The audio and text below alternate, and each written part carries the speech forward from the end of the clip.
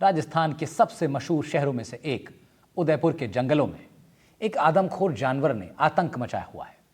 आतंक भी ऐसा कि दांव पर सीधा इंसानी जान है।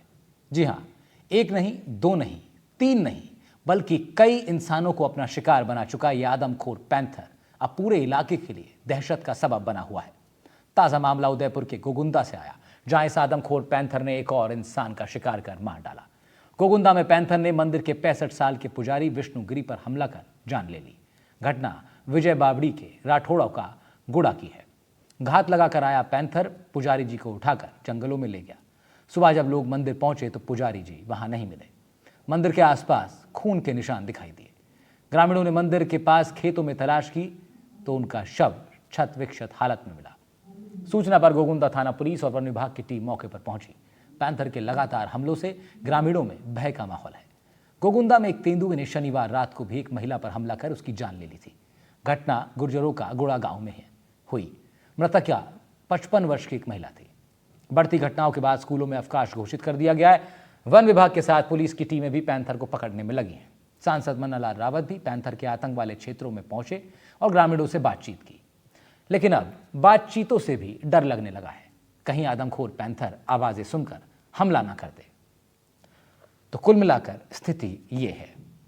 ये स्थिति क्यों उपजी है, अब इसका इलाज क्या है, कैसे पैंथर को ट्रैप किया जा सकता है और आगे किसी और की जान जाने से बचाई जा सकती है, इन सब बातों पर चर्चा करेंगे कुछ खास पैनल्स के साथ। लेकिन उससे पहले कुछ इन्फॉर्मेटिव ग्राफिक्स आपको पढ़वाते हैं और ग्राफिक्स के जरिए भी आपको तमाम जानकारी देंगे। लेकिन एक ताज़ा मामला जो गोगुंदा से आया उसके संबंध में कुछ बाइट सुनवाते हैं आपको। सुबह 3 बजे तक लोगों ने देखा है, यहाँ पर सो रहे थे मंदिर के बाहर ही, क्योंकि विजय बावड़ी में गौरी का प्रोग्राम था तो आवागमन था। लेकिन 3 बजे बाद में शायद ये घटनाक्रम हुआ है। बॉडी मिल गई है, बॉडी को सीएससी गोगुंदा रखवा दिया है और फिलहाल मौके पर शांति है। शायद उसी जानवर की करतूत है जो कंटिन्यूटी में चल रहा है। सर डीएफओ साहब भी मौके पे आ गए हैं। शायद हो सकता है जो ये घटनाक्रम कर रहा है वो एक ही जानवर कर रहा है। जिस तरह से उसका मूवमेंट हो रहा है उनकी तरफ घटना करके, जैसे उसका मूवमेंट आगे की तरफ हो रहा है और आगे ये घटना कर रहा है। हमने लोगों में जागरूकता भी फैलाई है सोशल मीडिया के माध्यम से, प्रिंट मीडिया के माध्यम से और ट्विटर पे या फेसबुक पे सब जगह हमने ये मैसेज करवाया है प्रशासन के द्वारा भी कि भाई रात को घरों से बाहर नहीं निकले। शाम के समय, शाम को अमूमन 4 बजे से बाद में लोग सतर्क रहे, बाहर नहीं सोवे, नहीं बाहर कोई चारा वगैरह लेने जावे तो पूरे ग्रुप में जावे, साथ में कोई छोटे मोटे कुल्हाड़ी कूट वगैरह हथियार वगैरह लेके जावे। सब ये विष्णु महाराज है, ये कम 50-60 वर्षों से यही रह रहे और मंदिर के पुजारी भी है। और इनको करीब रात को 4 बजे के आसपास पैंथर घसीट के लेके गया और अभी शव इनके आस खेत पे मिला है और शव शत विशत रूप में मिला है और लोगों में भारी आक्रोश है और प्रशासन से यही मांग करते हैं तुरंत पिंजरा लगवाए और मुआवजा दिलाया जाए। कब कब शिकार हुआ और क्या कुछ इसके कारण हो सकते हैं, एक नजर उस पर डालते हैं, उसके बाद चर्चा को आगे बढ़ाएंगे। 19 सितंबर को भिवड़िया गांव में खुमाराम गमेती की मौत हुई। घर से 1 किलोमीटर दूर शव मिला। 20 सितंबर को छाली पंचायत में वृद्ध महिला की मौत, घर से कुछ दूरी पर शव मिला। 25 सितंबर को फिर घटना हुई। कुड़ाओं में 5 साल की बच्ची की मौत हो गई। घटनास्थल से 300 मीटर दूर शव मिला। मां के साथ नदी में नहाने गई थी बच्ची। 28 सितंबर को गुर्जरों का गोड़ा गांव में एक बुजुर्ग को भी शिकार बना लिया गया।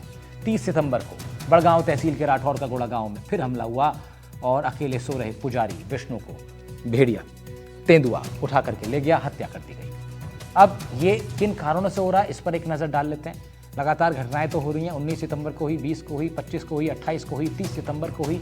लगातार घटनाओं में इजाफा हो रहा है। लेकिन एक नज़र इस पर डाल लेते हैं कि इन घटनाओं का मुख्य कारण क्या हो सकता है। जंगलों में शिकार की कमी एक कारण हो सकता है।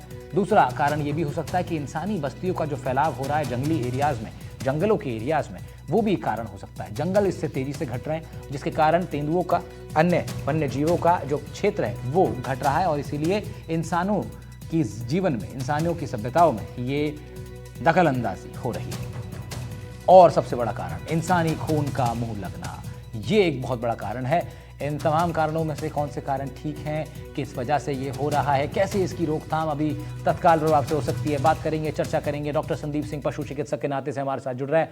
स्वागत सर आपका। Ajay Dubey wild life expert हैं, स्वागत है आपका भी। सुनायन शर्मा पूर्व फील्ड डायरेक्टर रहे आप सरिस्का के। सर आपका बहुत स्वागत। यूएम सहाय रिटायर्ड आईएफएस अधिकारी हैं, इंडियन फॉरेस्ट सर्विस से आप रिटायर हुए हैं। आप सभी लोग का बहुत बहुत स्वागत करता हूं। और सबसे पहले चर्चा की शुरुआत करेंगे हम लोग सुनायन शर्मा जी के साथ, जो कि सरिस्का के पूर्व डायरेक्टर रह चुके हैं। सर, ये स्थिति सरिस्का की तो नहीं है, लेकिन उदयपुर के जंगलों में एक पैंथर ने लगातार आतंक मचाया हुआ है, और आतंक भी ऐसा कि हम लोग कह रहे हैं कि कभी ना देखा जैसा। ऐसा आतंक तो बहुत दिनों से सुना ही नहीं था। कभी पहले सुनने में आता था भेड़िया आया। राजस्थान के जंगलों में ऐसी स्थिति कैसे पनपी है? क्या इसका कारण आप मानते हैं? अचानक से एक वन्य जीव इस तरह का, जो हमने आखिरी में ग्राफिक्स पढ़ा कि क्या खून मुंह लग गया है उसको इंसानों का? देखिए, जो आपने शुरू में बात की, आपने स्टार्ट ही इससे किया कि प्रे बेस की जो कमी है वो एक बड़ा कारण है। और आप ये देखिए, ये नरेगा शुरू हुआ, उससे पहले तक ये समस्या इतनी नहीं थी। नरेगा शुरू हुआ, अनफॉर्चुनेटली इतनी रोड्स बनाई गई इन जंगलों के अंदर। जब मैं था वहां 2005-6 में, मैंने पुरजोर विरोध किया इसका। एक बहुत हाई लेवल मीटिंग हुई थी उस पीरियड में। प्रिंसिपल सेक्रेटरी फॉरेस्ट भी आई थी, सेक्रेटरी फॉरेस्ट थे, हाई लेवल मीटिंग थी। वहां पे ये इशू उठा और बार बार बात हो रही थी कि नरेगा तो नेशनल सब्जेक्ट है, उसके लिए लेबर चाहिए और काम मिलना चाहिए लोगों को। मैंने कहा था कि क्या फॉरेस्ट प्रोटेक्शन नेशनल सब्जेक्ट नहीं है? ये नेशनल प्रॉब्लम बन गई है पूरी की पूरी। और अब आप देखिए, ये बाद में यही होता रहा, रोड्स बन गई। रोड एक इतना बड़ा दुश्मन है जंगल का। इन जंगलों को मैंने 71 से देखा है।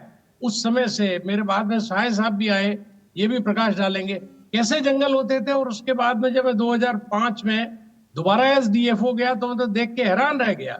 और उसके बाद में भी रुक नहीं रहे, रोड चाहिए। कितनी रोड्स बना डाली है। बड़े बड़े जो सघनतम जो जंगल थी, गोगुंदा का एरिया, झाड़ोल का एरिया लगा हुआ है, कोटड़ा का एरिया, पानरवा का एरिया, ये सारा का सारा एरिया लगा हुआ एरिया है। इतना रिच बेल्ट था। एक दो कितनी रोड जंगल का दुश्मन है। दूसरी चीज, जो ट्राइबल वहां पे रहता है, वो ट्राइबल भी धीरे धीरे उसको भी, आज का जो इंसान है, शहरों में रहने वाला इंसान है, वो सुविधाएं उसको भी चाहिए। उसके लिए उसको पैसा भी चाहिए। ठीक बात है। उसके लिए वो सुविधाएं गांव में चाहिए। अब गांव में स्कूल भी लाओ, गांव में अस्पताल भी लाओ, गांव में ये लाओ, और सारी रोड्स के थ्रू होगा। धीरे धीरे क्या हो रहा है, जैसे जैसे इसकी खुल रहा है, वैसे वैसे जंगल साफ हो रहा है। बेसिकली सर, आप ये कह रहे हैं कि जिस तरह से ह्यूमन सिविलाइजेशन का जो मॉडर्न, या ये कहें कि पिछले 30 से 40 सालों में आधुनिक युग में जो विस्तार हुआ है, उस विस्तार को करने के लिए जो रूपरेखा खींची गई थी, उसमें कहीं ना कहीं एक बड़ी गड़बड़ी है। क्योंकि उसी, मुझे लगता है कि सर, उसी रूपरेखा में ही ये गड़बड़ी दिखाई देती है, क्योंकि उसी कारण से तमाम जिस तरह की बात कर रहे हैं आपकी, रोड्स बनाई गई, और गांव में भी तमाम। फिर सही बात है भाई, जो आदमी जंगलों में रह रहा है, अब वो ऐसा तो है नहीं कि वो उसे वो कोई पुराने ज़माने का कोई आदिवासी उसमें रह रहा है, उसको भी तमाम कनेक्टिविटी चाहिए, तमाम सुविधाएं चाहिए। फ़ोन सबके पास आज के टाइम पर है, तो एवरीबडी लुक एट दैट कि क्या हो रहा है शहरों में, वो सब हमारे पास भी होना चाहिए। और जब वो सब वहाँ तक पहुँचेगा तो फिर जंगल का एक बहुत बड़ा एरिया जो है उससे छट जाता है, क्योंकि कोई भी बिल्डिंग बनेगी तो वो बनेगी तो पेड़ काट कर ही बनेगी, तो जंगल काट कर ही। तो ये एक बड़ा कारण हो सकता है। लेकिन अब यूएम साय साहब, अब क्या है, ये जो समस्या सुनायन जी ने बताई है, ये बड़ा कारण है, लेकिन अब इसमें कुछ कर नहीं सकते हैं। मतलब आई डोंट थिंक कि इसमें कुछ अब बहुत ऐसा हो जाएगा कि अब तो जिस रफ्तार से और जिस तरीके से विकास के नाम पर बहुत सारी चीज़ें हो रही हैं, भले ही वो विकास ना हो, लेकिन अब उसे रोक पाना तो बहुत मुश्किल है। अब तो तीर कमान से छूट गया है, अब इलाज क्या है? नहीं, देखिए, आज के जमाने में डेवलपमेंट को रोका जाना तो संभव नहीं है। डेवलपमेंट तो होता रहेगा, लेकिन कंजर्वेशन एफर्ट को भी हमको ध्यान में देना होगा। और डेवलपमेंट और कंजर्वेशन एफर्ट दोनों के बीच में सामंजस्य बिठाना पड़ेगा। और ऐसा सामंजस्य बिठाना पड़ेगा कि हमारे जंगल भी सुरक्षित रहें और लोगों की जानें भी सुरक्षित रहें। ये अत्यंत दुख की स्थिति है कि पैंथर पिछले 11 दिनों में 7 लोगों की जानें चली गई। अभी पुजारी जी की जान चली गई। तो पैंथर बाहर आते क्यों है? जैसा सोनेन ने कहा, आपने अपने उसमें भी दिखाया कि जंगल में भोजन की कमी, प्रे बेस की कमी है। तो या तो प्रे बेस हम किसी दूसरे स्थान से, जहाँ पे प्रे बेस ज्यादा है, वहां से लाके इसमें यहाँ पे छोड़ जाएं। और दूसरी, पानी की कमी। पैंथर जब भोजन उसको नहीं मिलता है, अपने जंगल में पानी नहीं मिलता है पीने को, तो वो बाहर आते हैं। तो पानी तो वाटर होल बना के जंगल में वन विभाग उपलब्ध कराता रहा है। प्रे बेस और 2 और जगह से लाके यहाँ पे छोड़े जा सकते हैं, जहाँ पे पैंथर तो हैं और लेकिन प्रे बेस नहीं है। क्या हो रहा है कि ह्यूमन पॉपुलेशन भी बढ़ रही है और कंजर्वेशन इफेक्ट के चलते हुए वाइल्ड लाइफ की संख्या बढ़ रही है और खासतौर से पैंथर बहुत हो रहे हैं। पैंथर की संख्या पिछले दिनों काफी बढ़ी है और विद द रिजल्ट कि पैंथर अपने जंगल से बाहर आ रहा है और आदमी ऐसा होता है कि वो इजी प्रे होता है, सबसे इजी प्रे आदमी होता है क्योंकि उसको सांबर चीतल पकड़ने में बहुत दौड़ लगानी पड़ती है, बहुत मेहनत करनी पड़ती है, वो उसके हाथ आता नहीं पैंथर। तो आदमी को सोता हुआ देख लिया, जैसे बाहर आया बस्ती एरिया में आया और किसी आदमी को सोता हुआ देखा, उसको पकड़ खींच के ले गया। तो ये घटनाएं काफी हो रही है, बहुत दुखद स्थिति है। तो इसमें हम लोगों को जरूर ध्यान देना पड़ेगा और कुछ सार्थक प्रयास, और वन विभाग ने काफी टीमें वहां लगाई हुई हैं और पिंजरे भी 4 पैंथर पकड़े गए हैं और पैंथर को रख के वहां पे लेकिन तमाम प्रयासों के बावजूद सर ये पैंथर पकड़ में नहीं आ रहा है। डॉक्टर संदीप सिंह, मैं ये समझना चाह रहा हूँ कि ये जिन बातों पे हम बात कर रहे हैं ये ऐसा है कि मतलब एकदम से डेवलप नहीं हुई है, ये चीज़ें हो रही हैं धीरे धीरे धीरे धीरे और ये फिर बढ़ती चली गई और तमाम जगहों पर फिर धीरे धीरे इस तरह की खबरें आनी शुरू हो गई कि आज वहाँ पर जंगली जानवर आ गया, आज वहाँ पर आ गया। लेकिन जिस पर्टिकुलर पैंथर ने या कहीं कि जिस आदमखोर जानवर ने इस वक्त आतंक मचाया हुआ है उसे तो ऐसा लग रहा है इंसानी खून मुंह लग गया है। ये कैसे, ये जो परिवर्तन है उनकी प्रकृति में, ये किस तरीके से आया है? क्या आपको लगता है, क्या ये बात ठीक है? ये जो या ये मिथ होता है सिर्फ इंसानी खून मुंह लगना, क्या ये सिर्फ एक मिथ है या फिर ऐसा होता है कि जंगली जानवर फिर उसका स्वाद उन्हें ऐसा लगता है कि फिर वो बिल्कुल आतंक पे उतर आते हैं? राहुल जी, ऐसे है कि जो इंसान है वो जानवर के लिए सबसे इजी प्रे है। हम पैंथर के संदर्भ में ना सोचें, अगर आप पिछले दिनों की न्यूज पे जाएं तो ये चीजें क्लियर हो जाएंगी। अकेला उदयपुर नहीं, यूपी में, लखनऊ में या केरला में अलग अलग जानवरों के अटैक ह्यूमंस पे हुए हैं। अगर हम दुनिया के संदर्भ में देखें तो आप देखोगे कि पूरे यूरोप ने या नॉर्थ अमेरिका में जो वॉल्व्स हैं, रीछ हैं, उनके कितने अटैक बढ़ गए। अगर सदर्न हेमिस्फीयर में जाएं तो टाइगर्स के अटैक बहुत बड़े हैं। इसका जो सबसे बड़ा कारण है वो पॉपुलेशन इंक्रीज ही है।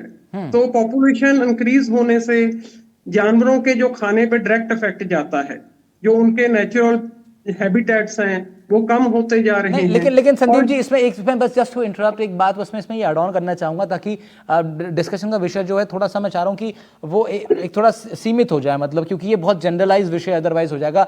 पर्टिकुलरली हम लोग जिस तेंदुए की वजह से पूरा जो इस पूरे ग्रामीण जो खौफ खाए हुआ, उनका ये कहना है कि भाई तेंदुए तो वन विभाग ने अपनी मेहनत करके और पकड़ लिए, 4-5 तेंदुए पकड़ लिए, लेकिन ये वो तेंदुए नहीं है जो इंसानों का शिकार कर रहे हैं। कोई एक पर्टिकुलर तेंदुआ है, ग्रामीणों का कहना है कि जो लगातार इस तरह का इंसानों को मौत के घाट उतार रहा है। तो मैं आपसे ये कह रहा हूं कि भाई कई तेंदुए हैं लेकिन एक पर्टिकुलर तेंदुआ इंसानों के ही पीछे पड़ गया है।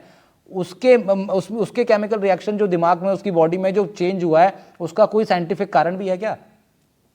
सर, कोई भी एनिमल हो, अगर उसको इजी फूड मिलेगा, if you go into history तो हम जिम कॉर्बेट का केस देखते हैं। अफ्रीका में जो ईस्टर्न रेलवे में 2 लायंस का केस था, तो वो भी मास किलर थे। जब जानवर को इजी खाना मिलेगा तो डेफिनेटली ह्यूमंस पे अटैक बढ़ेंगे, क्योंकि जो इंसान है वो सबसे इजी उनके लिए खाना बन जाता है। ये बेसिक कारण है। इसमें ऐसे नहीं कि मुंह पे खून लग गया, क्योंकि कोई भी चीज जो बिना हमें ज्यादा कष्ट किए मिल जाए तो उसको जानवर ऑटोमेटिकली अट्रैक्ट होते ही होते हैं। तो ऐसा हो सकता है कि क्योंकि बाकी पैंथर ऐसा नहीं कर रहे हैं, बाकी जानवर ऐसा नहीं कर रहे, तो ऐसा हो सकता है कि एक बार या 2 बार इत्तेफाकन एक इंसान का उसने शिकार किया और फिर मे बी उसको लगा कि ये तो आसान है शिकार अपना, ऐसा दिखने वाला 2 पैर पे चलने वाला ये कोई एक दो दूसरा पशु है, इसका शिकार मैं आसानी से कर सकता हूं। मे बी ये एक हो सकता है, क्योंकि मैं टेक्निकली जानना चाह रहा हूं फैक्चुअली क्या होता होगा पशुओं के दिमाग में भी ना, कि भाई एक उन्हें मिल गया, ये 2 पैर पे चलने वाला एक जानवर मिल गया उनको, इंसान, कि भाई ये आसान से पकड़ा जा सकता है तो इसे पकड़ लेते हैं। तो हो सकता है कि इसी पैंथर को इत्तेफाकनली किसी इंसान का इसने शिकार किया और उसके बाद इसकी आदत में आ गया, ऐसा हो सकता है क्या? इसमें अकेला ये नहीं है कि उसके लिए इजी खाना है, दूसरी चीज है जानवर की साइकोलॉजी।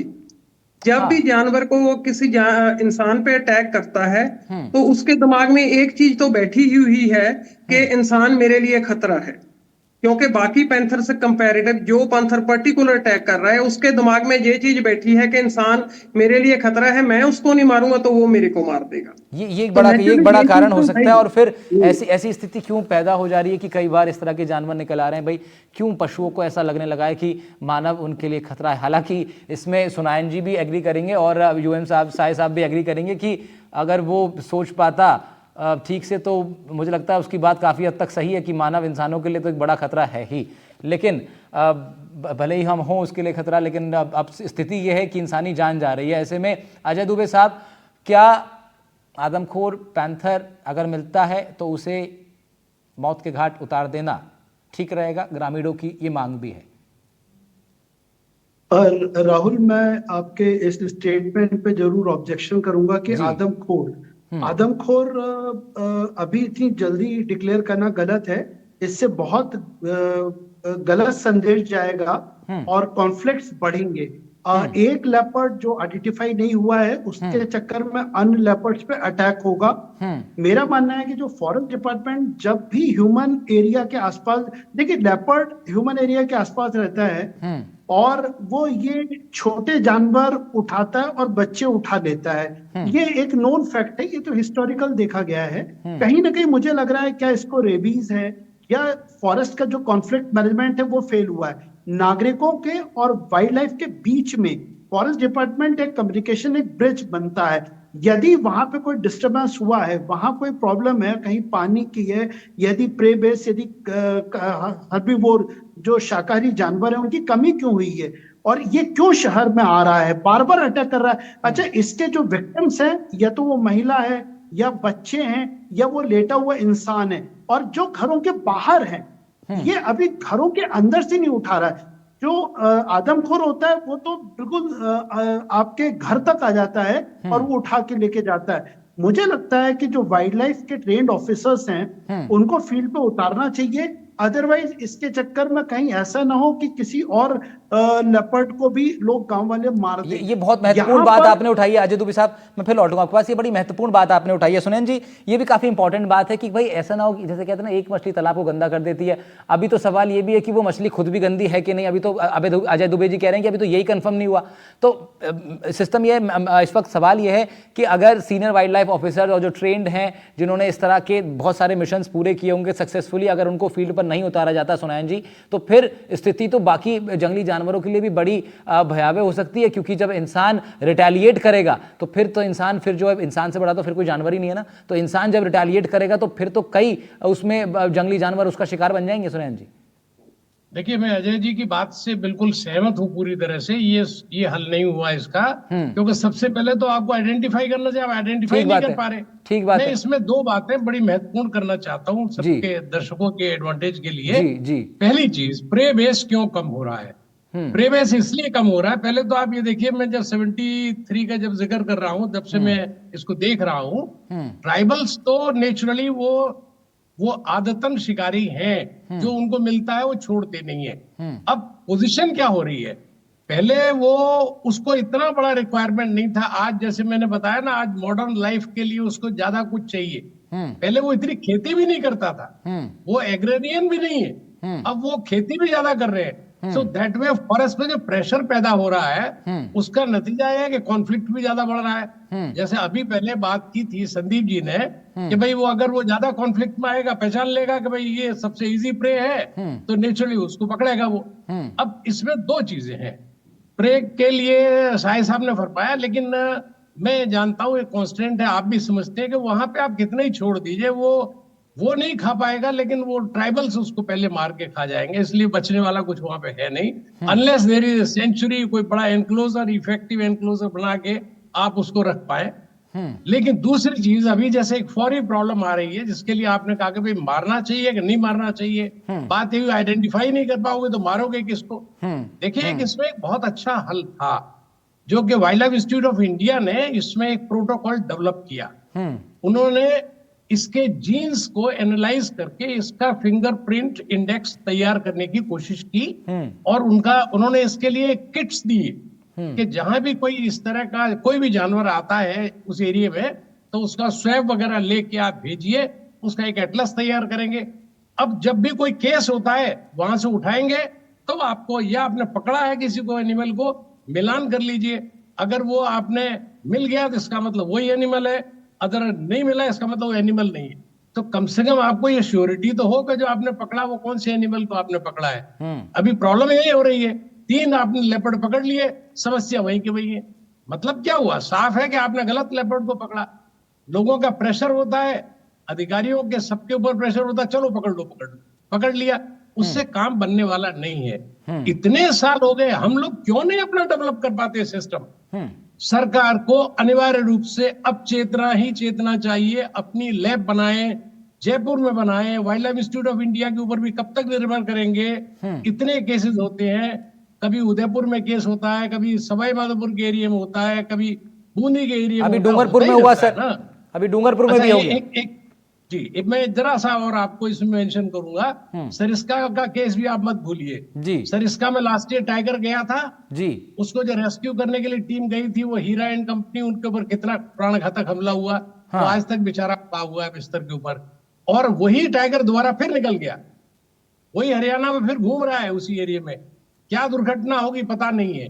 वहां पे अभी जो पानी ढाल का, लॉज का, नाथूसर का एरिया, जहां से विलेज शिफ्टिंग कराया गया, काम बहुत अच्छा हुआ, अप्रिशिएबल था, लेकिन अब वो उस एरिया में भी प्रीवियस बहुत कम है वाइल्ड एनिमल्स का। अब उससे जो कैटल साथ में चले गए गांव वालों के, तो वो भी एनिमल बाहर ही आएगा, ये पक्की बात है।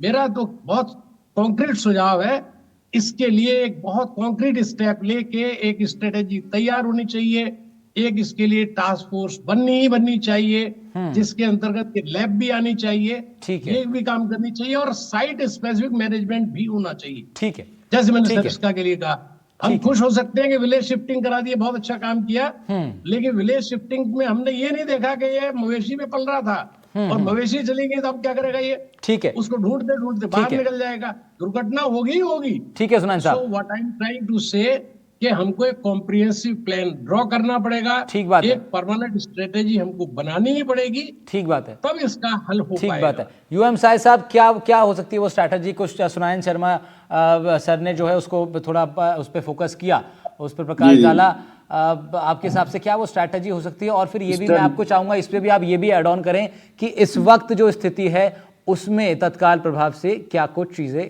करनी चाहिए। सबसे पहले तो मैं ये कहूंगा, जैसे आदमखोर की जो डेफिनेशन है ना जी, ये किसी एक एनिमल ने एक दो आदमी को मारा तो उससे आदमखोर डिक्लेयर नहीं किया जा सकता उसको। सर करीब 10 लोगों को मार चुका है। नहीं, मेरी बात नहीं, आदमखोर तब डिक्लेयर किया जाता है जब उस एनिमल के सामने आदमी भी हो और वाइल्ड लाइफ भी हो, और वो वाइल्ड लाइफ को छोड़ के आदमी पे अटैक करे, तब वो कहा जाएगा कि वो आदमखोर बन चुका है। अच्छा, ठीक है। अगर उसको वाइल्ड लाइफ मिल रही है और वाइल्ड लाइफ खाता है, और वो इजी प्रे के चक्कर में इसको भी आदमी को मारा था, तो आदमखोर नहीं है। ठीक है। दूसरी बात आप ये कही कि स्ट्रेटजी क्या बनाई जाए, स्ट्रेटजी की बिल्कुल साइट स्पेसिफिक स्ट्रेटजी होनी चाहिए कि यहाँ पे पैंथर ज्यादा है, यहाँ पे ह्यूमन एनिमल कॉन्फ्लिक्ट ज्यादा हो रहा है, तो इसलिए यहाँ पे कुछ टाइगर प्रे बेस ज्यादा छोड़ने पड़ेंगे, और उनको जो एक अवेयरनेस प्रोग्राम चलाया जाना पड़ेगा कि आप लोग जंगल के एरिया में ना जाएं घास काटने वगैरह के लिए, कोई स्टॉल फीडिंग करें, कोई लोग अपने गाँव में ही, ताकि आप जब जाते हैं जंगल में, गाँव वाले जंगल में जाते हैं, तो फिर ह्यूमन एनिमल कॉन्फ्लिक्ट बढ़ता है और उसकी वजह से ह्यूमन डेथ ज्यादा होती है। तो ये स्ट्रेटजी तो बिल्कुल साफ है कि जहां तक हो सके ह्यूमन एनिमल कॉन्फ्लिक्ट को अवॉइड किया जाए। ठीक है। और अभी का इलाज तो फिर यही है कि अभी तो जितना हो सके वो पैंथर है, चाहे वो आदमखोर हो चाहे वो ना हो, अभी तो वन विभाग की टीम ये कोशिश कर रही है कि भाई तमाम जो उधर जंगली जानवर जिनसे पिंजरे तो लगाए जा रहे हैं, अब उसमें कौन सा पैंथर कैद होता है ये देखते हैं। लेकिन फिलहाल कहना हमारा एक्सपर्ट्स का ये है कि सबसे पहले तो ये जागरूकता अभियान चलाया जाए कि हर हाल में जो आम लोग वहाँ रह रहे हैं उनको ये समझाया जाए कि आप घास काटने के लिए अपने जो आपके कैटल्स हैं उनको लेकर के आप बीच जंगल की तरफ मत जाइए, बिल्कुल भी उस तरफ मत जाइए जहाँ पर आपको पता है कि स्वाभाविक रूप से जो जंगली जानवर हैं उनकी सीमा में आप प्रवेश मत कीजिए। अजय दुबे साहब, इस पूरे मसले पर मैं आपसे समझना चाहूँगा कि आप एक वाइल्ड लाइफ एक्टिविस्ट भी हैं, वन्य जीव प्रेमी तो हम सभी हैं, लेकिन जब इस तरह की स्थिति पैदा हो जाती है जहाँ पर इंसान और वाइल्ड लाइफ के बीच में एक संघर्ष दिखाई देता है, तो इस संघर्ष को युद्ध विराम इस पे कैसे लगाया जा सकता है आने वाले दिनों में?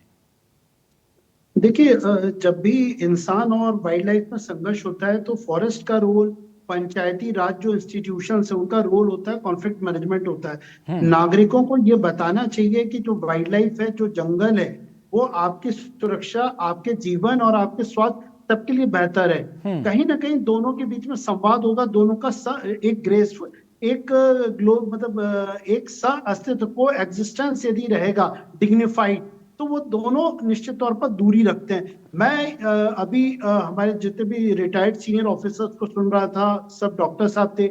मेरा कहना है कि एक चीज में सब सहमत हैं कि जो जानवर है वो खुद शर्मीला है, इंसान से खतरनाक कोई जानवर नहीं है। लेपर्ड यदि ये आ रहा है तो ये घायल होगा, या कोई एक ऐसा रीजन है जिसके कारण वो इंसानों के आसपास आ रहा है, नहीं तो इंसानों को वो अवॉइड करता है जहां भी हो।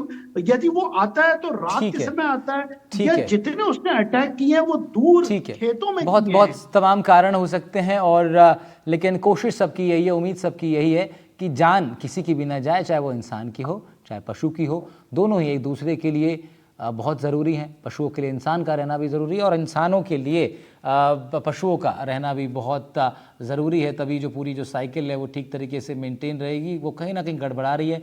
उदयपुर से उसके साइकिल के गड़बड़ाने की खबरें पिछले कुछ दिनों से आ रही हैं, लिहाजा ये चिंता का विषय था। इसलिए हमने अपने खास पैनलिस्ट को जोड़ करके उनसे बात करी।